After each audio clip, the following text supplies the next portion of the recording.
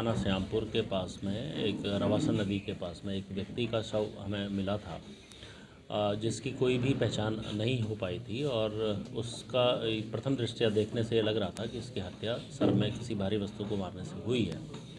Police ने तत्काल इस मामले को संज्ञान में लिया था, क्योंकि किसी भी प्रकार का कोई भी आइडेंटिफिकेशन इस डेड बॉडी का नहीं हो पाया था। इसलिए अपने डीसीआरबी और एससीआरबी के थ्रू हम लोगों ने एनसीआरबी पोर्टल पर भी मृतक की पहचान हेतु प्रयास किए थे, पर किसी प्रकार की कोई हमें सफलता नहीं मिल पाई थी। इसी बीच थाना श्यामपुर पुलिस में एसओ श्यामपुर की टीम के द्वारा बहुत अच्छा प्रयास करते हुए सीसीटीवी कैमरे की मदद से इस मृतक की पहचान हुई थी, जिसमें इस मृतक का नाम अभय शर्मा उर्फ हनी, जो पश्चिमी दिल्ली का रहने वाला है और यहाँ पर अपने 2 अन्य दोस्तों के साथ आया था और रानीपुर में रुका था। उसके बाद उसी रात को यह व्यक्ति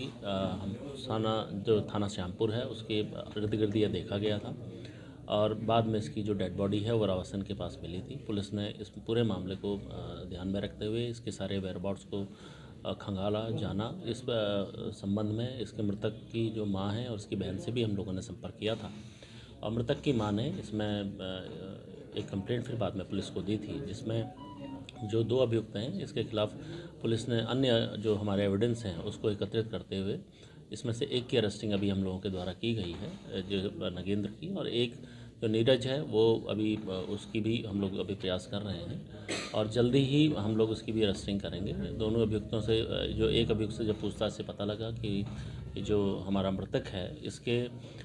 द्वारा अभी कुछ समय पूर्व ही दिल्ली में एक फ्लैट बेचा गया था, जिससे उसके पास जो नकदी आई थी जो उसके अकाउंट में थी उसको उससे लूटने या उससे लेने की नीयत से ही हत्या की गई थी और इनके द्वारा हत्या करने के बाद भी जो इसका एटीएम है या इसके जो अकाउंट हैं उसका भी ट्रांजैक्शन ये लोग कर रहे थे। इसलिए तत्काल पुलिस ने उसके अकाउंट को फ्रीज भी किया, जिसमें भी 8 लाख रुपए हैं। बाकी रुपए जो निकाले गए हैं उसमें 1 लाख रुपए भी इनसे बरामद हुआ है। बाकी इनके द्वारा जो जहाँ पर ये खर्च किया गया है उसके भी हम लोग वेयरअबाउट भी पता कर रहे हैं। इस पूरे घटनाक्रम में जो हमारे थाना श्यामपुर की पुलिस ने बहुत ही आउटस्टैंडिंग वर्क किया है, जिसमें मेरे द्वारा और आईजी रेंज के द्वारा इसमें इनको इनाम की घोषणा भी की गई है और हम लोग ये इंश्योर भी करेंगे कि इस एकदम बिल्कुल ब्लाइंड मर्डर को जिस तरीके से और जिस खूबी से इतने कम समय में इनके द्वारा वर्कआउट किया गया है, इसलिए इसको बेस्ट इन्वेस्टिगेशन की श्रेणी में रखते हुए इनको सम्मानित भी किया जाए। अभय शर्मा का बैकग्राउंड क्या है और ये हरिद्वार कैसे रवासन पर किस तरह पहुंचे? अभय शर्मा ये पश्चिमी दिल्ली का रहने वाला है। अभय शर्मा और हनी ये अपनी माँ और बहन से अलग रह रहा था और अपने इन दोस्तों के साथ ही ये अपना जीवन यापन कर रहा था। एक तरीके से ये घर से बाहर निकला हुआ था, लड़ाई झगड़े की इसकी शिकायतें रहती थी, पर इसके द्वारा अभी कुछ समय पूर्व अपनी पैसों के लिए अपना एक फ्लैट बेचा गया था, जिससे इसके पास करीब 30 लाख रुपए आए थे जो इसके अकाउंट पे थे। और ये जो इसके मित्र हैं ये भी इसके साथ लगातार रहते थे। अभय शर्मा यहाँ जो है इनके द्वारा ही यहाँ लाया गया अपने मित्रों के द्वारा, क्योंकि अभय शर्मा सट्टेबाजी का भी ये काम करता था। इसको ये बताया गया, इसको ये विश्वास दिलाया गया अभियुक्तों द्वारा कि हरिद्वार में एक तांत्रिक है जो नंबर इस तरीके से बताता है। उसको